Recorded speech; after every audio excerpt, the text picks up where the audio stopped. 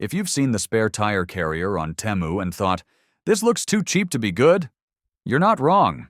It's a basic carrier designed to bolt onto the back of your SUV or truck so you can carry a spare tire.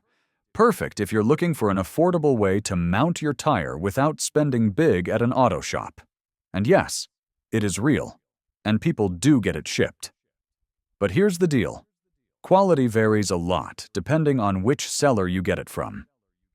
Some say it fits well and works just fine for light use.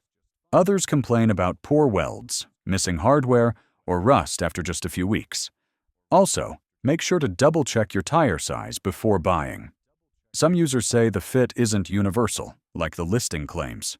So, should you buy it? If you're on a tight budget and need something temporary, yes, give it a shot.